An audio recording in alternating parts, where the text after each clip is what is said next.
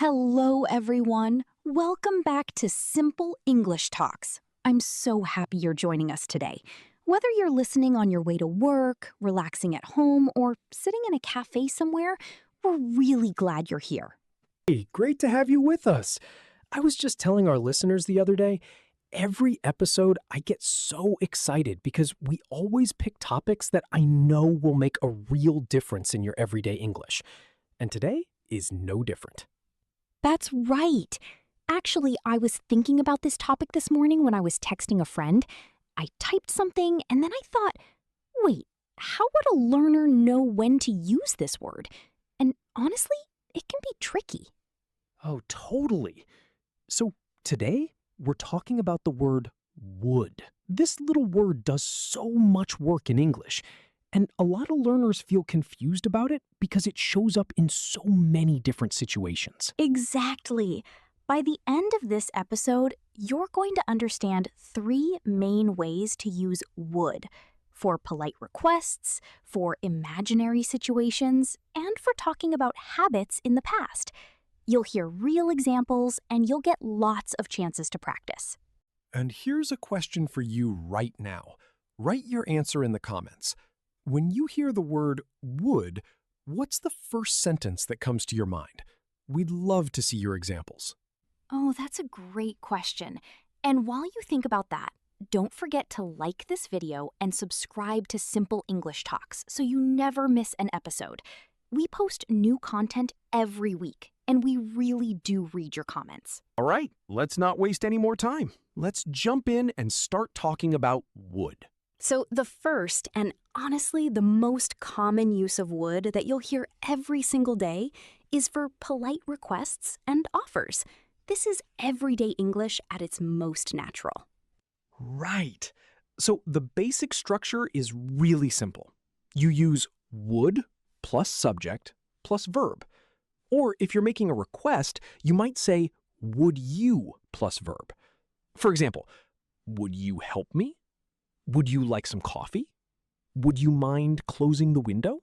I love those examples.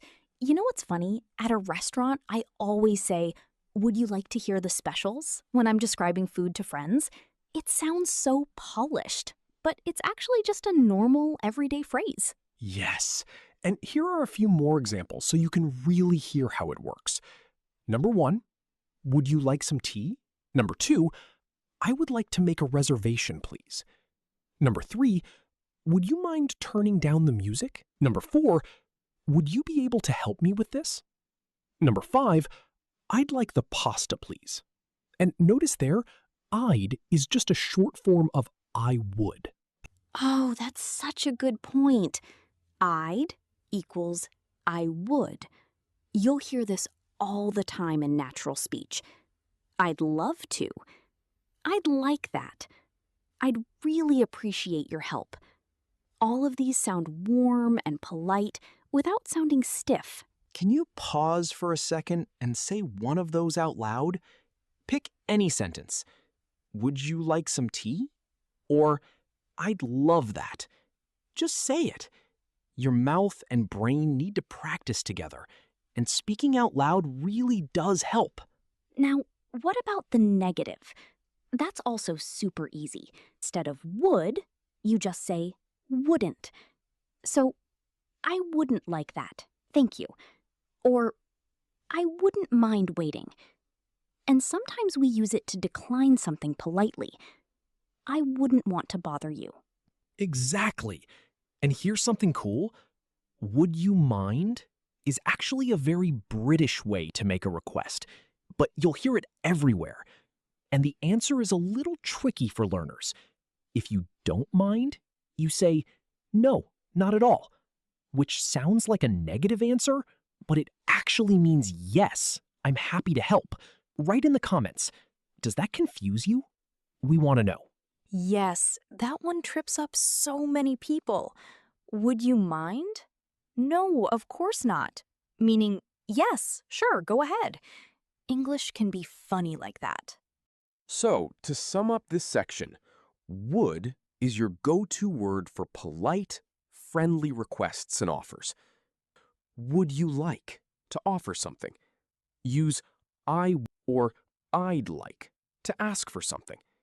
And use wouldn't for polite refusals. Simple, useful, and you can start using these today. All right. Now, let's talk about one of the most important uses of would.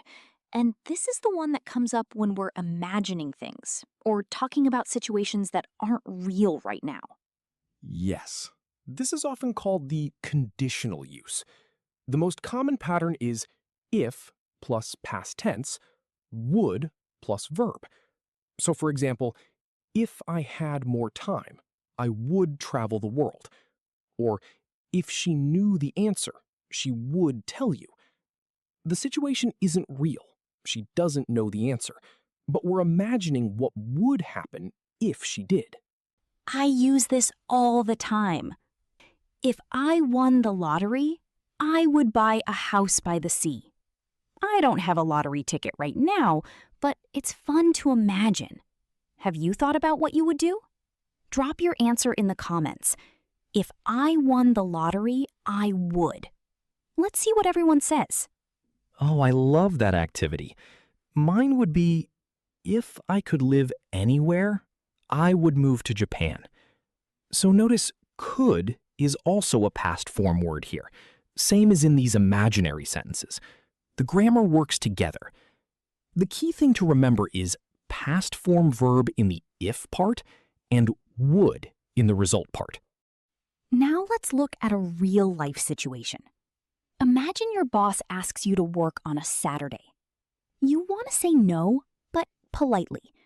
You might say, I would if I could, but I have a family event. That phrase, if I could, is actually a very natural English expression, meaning I really want to help, but it's not possible right now.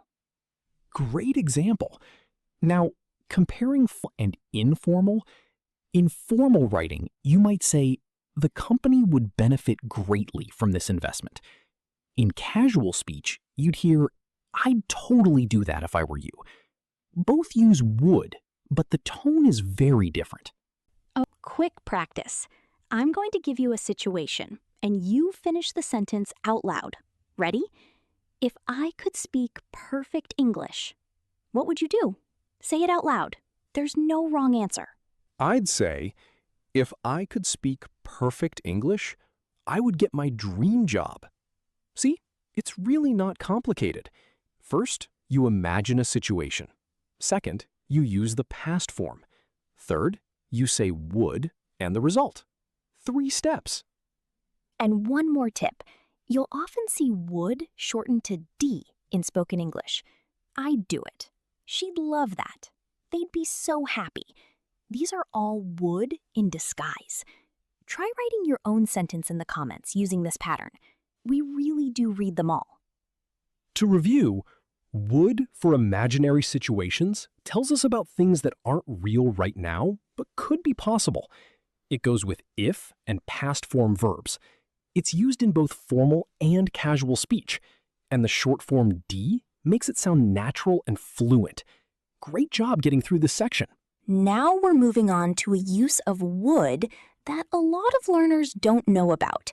And when they learn it, it really levels up their English. We're talking about using would to describe habits or repeated actions from the past. Yes, this is a really beautiful use of would. When you want to talk about something you used to do regularly, something that happened many times in the past, you can use would. For example, when I was a child, I would wake up early and go fishing with my dad. It's not happening now. It's a memory. It happened again and again in the past. Oh, I love this one because it sounds so warm and nostalgic. Every Sunday, my mom would make a big pot of soup, and we'd all sit around the table together. That sentence paints such a picture, right? And it uses would twice. She would make, and we would sit. Exactly. Here are a few more detailed examples. When I lived in the countryside, I would walk to school every day. As kids, we would play outside until it got dark. He would always bring flowers when he visited. She would call me every Friday evening. It was our thing. All of these describe regular, repeated past actions. And here's a mini challenge for the comments. Write a sentence about a past habit using would. Something like, when I was little, or every weekend I would. Show us a little piece of your past. We love reading your stories. So, to wrap up this section, would for past habits describes actions that happened again and again in the past, but don't happen now. It pairs naturally with time expressions like when I was young or every day. It adds a warm, nostalgic feeling to your stories, and it's a real sign of fluency when you use it naturally. Now it's time for one of my favorite parts of every episode, common mistakes. And honestly, both of us have made these mistakes too when learning, so don't feel embarrassed.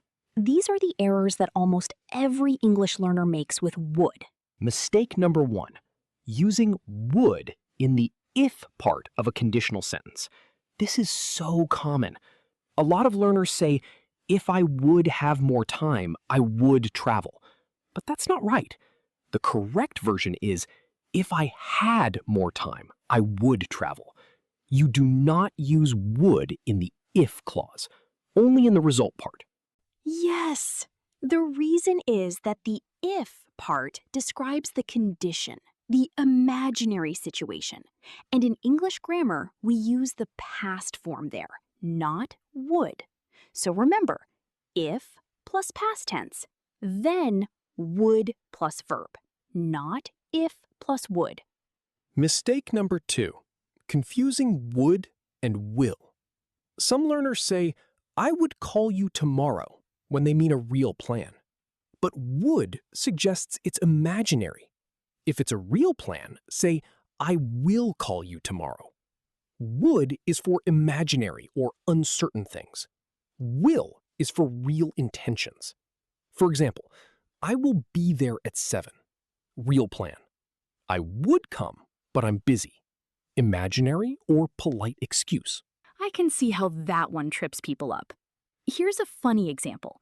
Imagine saying to your boss, I would finish the report tomorrow. Your boss might think, are you sure? Are you just imagining it? It sounds uncertain. You want to say, I will finish the report tomorrow. That's a commitment. Mistake number 3, leaving out the contraction in casual speech. If you always say, instead of I'd like that, you'll sound a little formal or unnatural in conversation. Native speakers almost always use the short form in speaking. I'd, she'd, they'd. Practice using contractions so your English flows more naturally. And mistake number 4, using would for a single past event. Remember, would for the past is for repeated habits, not one-time events. So you wouldn't say, yesterday I would go to the market. That's wrong. You'd say, yesterday I went to the market. Save would for things that happened again and again. Let's do a quick fix practice. I'll say the wrong sentence, and you correct it in your head. Ready? If I would win the lottery, I'd buy a house. What's the fix? Right. If I won the lottery, I'd buy a house. Great work. Mistakes are how we learn. Every single one of these errors is something that even advanced learners make sometimes. The key is just to notice the pattern and keep practicing. You're doing great. Absolutely. And honestly, even if you make a small mistake with would, most people will still understand you perfectly. Don't let the fear of making mistakes stop you from speaking. Just go for it, and the more you practice, the more natural it becomes. Now it's time for some interactive practice. This is the part where you get to test what you've learned. We're going to do a choose the correct sentence activity. I'll give you 2 options, and you pick the better one. Ready? Let's go. Situation 1. You're at a cafe and you want to order water. Option A. I want water. Option B. I'd like some water, please. Which one? Well, both are understandable, but option B sounds much more natural and polite in English. I'd like is the way to go in most service situations. Situation 2. You're imagining your dream life. Option A. If I will have a yacht, I would sail the world. Option B. If I had a yacht, I would sail the world. Which one? Option B. Remember, if plus past form. No would in the if clause. Situation 3. You're telling a story about your childhood. Option A. When I was little, I would play outside all day. Option B. When I was little, I played outside all day. Both are actually correct, but option A with would adds that warm, nostalgic feeling. It makes your story feel richer and more emotional. Say both sentences out loud. Feel the difference. Option A, when I was little, I would play outside all day. Option B, when I was little, I played outside all day. Can you hear how would gives it that extra warmth? Wonderful! Situation 4. Making a polite request to a colleague. Option A, send me the file. Option B, would you mind sending me the file? Option B is clearly more polite. It sounds respectful and professional. In a work setting, would makes a huge difference. Now, here's a challenge. Can you create your own sentence using would? Try one for each use we covered today. One polite request, one imaginary situation, and one past habit. Write all 3 in the comments. We genuinely look forward to reading them. And remember, it doesn't have to be perfect. The goal is real communication, not perfect grammar. Even if you make a small slip, you're practicing, and that's what matters most. Wow, we covered so much today. I'm honestly really proud of everyone who made it to the end of this episode. You've learned something that is going to make your English sound so much more natural and fluent starting right now. Let's do a quick recap. Today, we covered 3 main uses of would. First, would for polite requests and offers. Would you like some help? I'd like a table for 2, please. Second, would for imaginary and hypothetical situations. If I lived in Paris, I would visit the Eiffel Tower every week. Third, would for repeated past habits. When I was young, I would walk to school with my neighbor every morning. 3 big uses, and all of them come up in real conversation every day. You now have the tools to use would like a natural English speaker. Be patient with yourself, keep practicing, and remember, every sentence you try is progress. Here's a reflective question for you to think about before you close this video. Which use of would is most useful for your life right now? Polite requests at work? Talking about your dreams? Sharing memories? Think about it, and maybe write it in the comments below. And if you enjoyed today's episode, please give us a like. It really helps more learners find simple English talks. Share this with a friend who's learning English. Subscribe so you don't miss our next episode, and leave us a comment with your would sentence. We read every single one, and we love hearing from you. You should be really proud of yourself for taking the time to improve your English today. Learning a language takes courage, patience, and consistency, and you're showing all 3 by being here. Keep going, keep practicing, and we'll be right here cheering you on every step of the way. Thanks so much for being part of Simple English Talks. We'll see you next time.